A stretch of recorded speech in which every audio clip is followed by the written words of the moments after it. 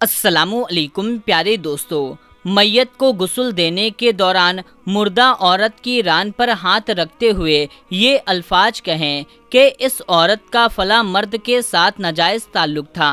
बस ये बात कहना ही था कि अल्लाह ताला ने अपनी ढील दी हुई रस्सी को खींच दिया। मेरे प्यारे दोस्तों, एक औरत का इंतकाल मदीना मुनव्वरा की बस्ती में हुआ था और उस औरत को गुस्ल देने के दौरान गुस्ल देने वाली औरत ने, नहलाने वाली औरत ने उसके रान पर हाथ रख करके ये अल्फाज कहें कि इस औरत का फला मर्द के साथ नाजायज़ ताल्लुक़ था। बस इतना ही कहना था कि उस औरत का हाथ मैयत के रान के साथ चिपक गया और हाथ चिपकने की सूरत किस कदर थी कि वो औरत अपना हाथ खींचती तो मैयत भी घसीटती, यानी कि हाथ के साथ मैयत भी खिंचती आ रही थी मगर हाथ नहीं छूटता था। जनाजे का वक्त करीब आ रहा था और उसका हाथ मैयत के साथ चिपक चुका था और बेहद कोशिश के बावजूद, सर तोड़ कोशिश के बावजूद जुदा ना हो रहा था।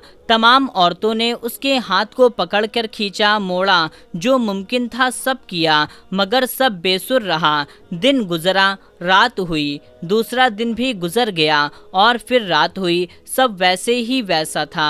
मैयत से बदबू आने लगी और उसके पास ठहरना और बैठना मुश्किल हो गया। उल्मा इकराम, कारी साहिबान और तमाम इस्लामी तबके से राय लेने के बाद ये तय हुआ कि गस्साल यानी कि नहलाने वाली औरत का हाथ काट कर जुदा कर दिया जाए और मैयत को उसके हाथ समेत दफन कर दिया जाए। मगर इस फैसले को गस्साल औरत और उसके ख़ानदान ने ये कहकर रद्द कर दिया कि हम अपने ख़ानदान की औरत को माजूर नहीं कर सकते, हमें ये फ़ैसला कबूल नहीं है। और दूसरी सूरत ये बताई गई कि मैयत के जिस्म का वो हिस्सा काट दिया जाए जो चिपक चुका है और हाथ को आज़ाद करके मैयत को दफन कर दिया जाए। मगर इस बात पर मैयत के ख़ानदान वालों ने एतराज़ उठाया और मैयत के ख़ानदान वालों ने कहा कि हमें अपनी मैयत की ये तौहीन किसी सूरत बर्दाश्त नहीं, हम ऐसा हरगिज़ नहीं कर सकते। उस दौर में हज़रत इमाम मालिक रहमतुल्लाहि ताला अलैहि काजी थे और ये बात इमाम मालिक रहमतुल्लाहि ताला अलैहि तक पहुंच गई कि इस मुकदमे का फ़ैसला क्या किया जाए। हज़रत इमाम मालिक रहमतुल्लाहि ताला अलैहि उस घर में पहुँचे और सूरत हाल भाप करके गस्साल औरत से सवाल किया, ऐ औरत, क्या तूने गुस्ल के दौरान कोई बात कही थी? गुस्ल देने वाली औरत ने सारा किस्सा हज़रत इमाम मालिक रहमतुल्लाहि ताला अलैहि को सुनाया और बताया कि उसने गुस्ल के दौरान बाकी औरतों से कहा था कि इस औरत ने फला मर्द के साथ नाजायज़ ताल्लुकात बनाए थे। हज़रत इमाम मालिक रहमतुल्लाहि ताला अलैहि ने सवाल किया, क्या तुम्हारे पास इल्ज़ाम को साबित करने के लिए गवाह मौजूद है? उस औरत ने जवाब दिया कि उसके पास गवाह तो मौजूद नहीं हैं। तो हज़रत इमाम मालिक रहमतुल्लाहि ताला अलैहि ने फिर पूछा, क्या उस औरत ने अपनी ज़िंदगी में तुमसे इस बात का तज़किरा किया था? जवाब आया नहीं। ये सुनते ही इमाम मालिक रहमतुल्लाहि ताला अलैहि ने फ़ौरी हुक्म जारी किया कि इस गस्साल देने वाली औरत ने क्योंकि मैयत पर तोहमत लगाई है, लिहाजा इसको मुकर्रा के मुताबिक 80 कोड़े लगाए जाएं। उनकी तामील की गई, 70 भी नहीं, 75 भी नहीं, 78 भी नहीं, पूरे 80 कोड़े मारने के बाद उस औरत का हाथ, यानी कि जिसने नहलाया था, जिसने गलत बात कही थी, मैयत से अलग हो गया। इमाम मालिक रहमतुल्लाहि ताला अलैहि जलीलुल कद्र इमाम हैं। करोड़ों मुसलमान आप रहमतुल्लाहि ताला अलैहि के मसलक पर अमल करते हैं। आपकी पूरी ज़िंदगी एक रोशन मीनार की मानिद है जिससे आने वाली नस्ल नूर की किरणें लेकर अपनी सीरत को मुनव्वर कर सकते हैं। उलूसे नियत का ये आलम था कि उन मसाइल पर फतवा नहीं देते जो काजियों का हक था। फतवा देने में बहुत गौर से काम लेते और आपका कहना है कि अक्सर मुझे ऐसे मसाइल पेश आते थे कि मैं एक सवाल के लिए कई कई रातें सोचने में गुजार देता हूँ। فتویٰ دینے میں عمر بھر اس قدر احتیاط سے کام لینے کے باوجود خوف خدا میں معمور اس عظیم بزرگ کا حال یہ تھا کہ جب بیمار پڑیں اور بچنے کی کوئی امید نہ تھی تو آنکھوں سے آنسو جاری تھے۔ ایک شاگرد رونے کا سبب دریافت کیا، اس پر آپ نے جواب دیا، میں نہ روؤں گا تو کون روئے گا؟ اے کاش مجھے میرے ہر قیاسی فتوے کے بدلے ایک کوڑا مارا جاتا اور میں نہ فتویٰ دیتا۔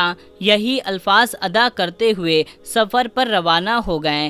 امام مالک رحمۃ اللہ تعالیٰ علیہ کے لیے اسلام میں درکسا ستارے کی طرح جگمگا رہے ہیں۔ جب آپ نے جبراً دلوائی گئی طلاق کے خلاف فتویٰ دیا تو خلیفہ منصور کے چاچا جاد بھائی جعفر نے، جو مدینہ کے حاکم تھے، آپ سے کہا آپ ایسا فتویٰ نہ دیں، کیونکہ لوگ اس فتوے کی روشنی میں خلیفہ منصور کی بیعت کو جبری قرار دے رہے ہیں۔ یعنی امام صاحب کے فتوے سے یہ اصول اخذ کیا گیا ہے کہ زبر کے ذریعے کروایا گیا ہر کام ناجائز ہے، کیونکہ منصور نے زبر کے ذریعے بیعت لی ہے۔ چنانچہ امام مالک رحمۃ اللہ تعالیٰ علیہ زبری طلاق کے خلاف فتویٰ دیتے رہیں۔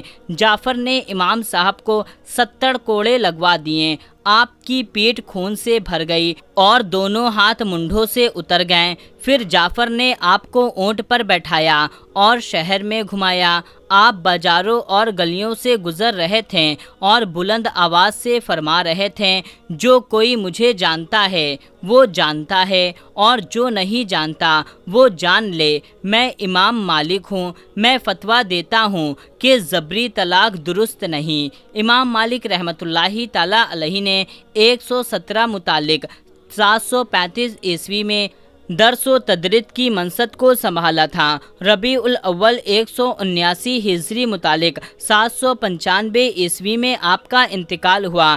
اس طرح 62 سال تک ایک امت کو علم و حکمت کے خزانوں سے مالا مال کرنے کے بعد مدینے کا امام مدینے کی خاک میں جا بسا۔ وفات کے وقت آپ کی عمر مبارک 86 سال کی تھی۔ آپ کی تدفین جنت البقیع میں ہوئی۔ اللہ تبارک و تعالیٰ سے دعا کرتے ہیں کہ اللہ تعالیٰ ہم سب کو نیک اعمال کرنے کی توفیق عطا فرمائے اور ہمیں سچے سیدھے راستے پر چلنے کی توفیق عطا فرمائے، آمین یا رب العالمین۔ میرے پیارے دوستو، کمنٹ باکس میں آمین ضرور ٹائپ کریں، اور یہ ویڈیو آپ کو پسند آئی ہے تو پسند آنے کی صورت میں جلدی سے اس ویڈیو کو ایک لائک کر دیں اور کمنٹ باکس میں ماشاء اللہ یا سبحان اللہ ضرور لکھ دیں، اور اس ویڈیو کو زیادہ سے زیادہ لوگوں تک شیئر کر دیجئے۔ تو دوستو ملتے ہیں، تب تک کے لیے السلام علیکم، اللہ حافظ۔